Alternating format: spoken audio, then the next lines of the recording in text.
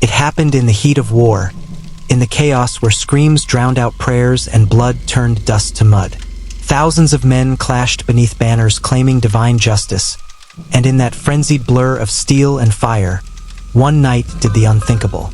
He changed sides, not before the war, not in a secret negotiation, but in the very middle of a battle.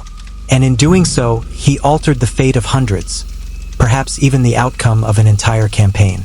His name was almost erased from the chronicles, redacted or misrepresented. But the whispers persisted, because betrayal, when done in plain sight, leaves a scar that history cannot fully conceal.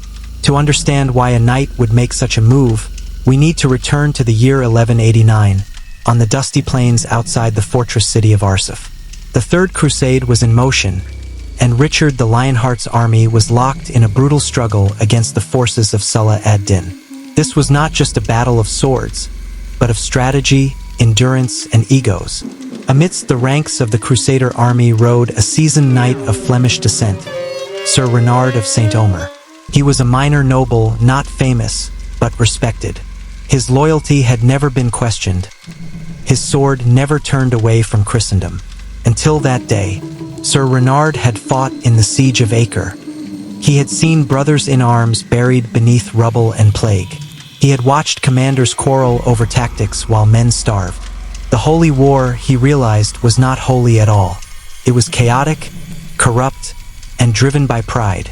Still, he rode with the Lionheart's forces toward Jaffa, carrying his banner high.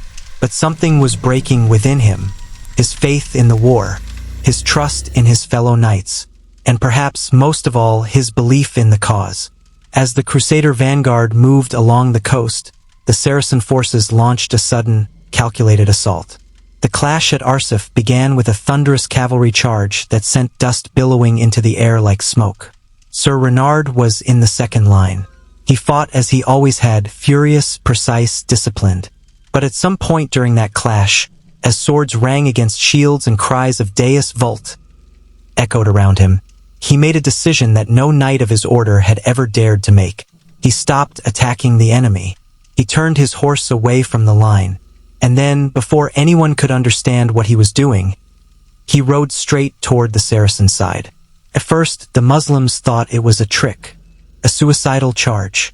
But when Sir Renard dismounted, removed his helmet, and raised both hands, a hush fell among the surrounding warriors. He dropped his sword, and in perfect Arabic, which no one in the Crusader ranks even knew he spoke, he asked to speak to the emir commanding the left flank. Witnesses say that not a single arrow was loosed. It was as though the battlefield itself paused, stunned by the madness of what they were witnessing. Renard was brought before one of Saladin's trusted lieutenants, a man known for his ruthlessness and loyalty. The conversation they had remains undocumented, but what followed was undeniable. Sir Renard was not executed. He was accepted. By the time the Crusaders realized what had happened, the knight who once fought beside them was now on the opposite side of the field, fighting against them. And not just fighting, but providing strategic insight. He revealed weaknesses in Richard's supply line, suggested ambush points, and even led a detachment that flanked a vulnerable Crusader unit days later near a smaller village outpost. Dozens were killed. Word spread. The betrayal shook morale. Soldiers began questioning their comrades. Accusations of heresy surfaced. Even among the Crusaders' high command, fear grew that spies walked among them. But why would a knight betray his oath, his comrades, his faith? Later, fragments of Renard's personal letters were recovered in a Benedictine abbey near Tripoli. In one of them, he writes, "I do not fight for Christ, nor for Saladin. I fight now for truth, and truth is not written on banners." In another, "The war is not between good and evil. It is between madmen who believe God is a weapon." Some historians argue that Renard was disillusioned, that he had seen too much horror and simply broke. Others suggest he had long-standing ties with Muslim scholars from Andalusia and had been questioning the righteousness of the Crusades for years. A few go further, claiming he had fallen in love with a Muslim woman during his travels, and had secretly converted to Islam long before the battle. But the truth is unclear. What is clear is the impact of his betrayal. Following the events at Arsuf, Richard grew more suspicious. Discipline among the Crusader ranks tightened. Those who spoke Arabic or expressed sympathy toward the locals were watched, or quietly removed. The paranoia Renard ignited lasted long after his name disappeared from the official records. To this day, the knight who switched sides remains a taboo topic in many Western histories of the Crusades. But Renard's story didn't end at Arsuf. According to Muslim accounts, he continued to serve as a military advisor for several years. He helped fortify smaller cities against Crusader retaliation. He wrote extensively in Arabic, translating Christian philosophical texts into Arabic script for libraries in Damascus.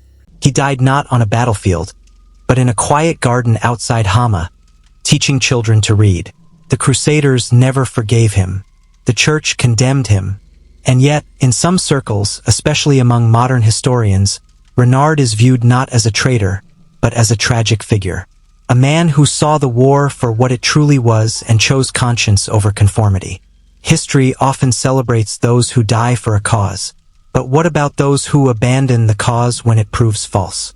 What about those who choose clarity over loyalty, even when it means becoming a pariah? Renard of Saint-Omer didn't vanish because he was unimportant.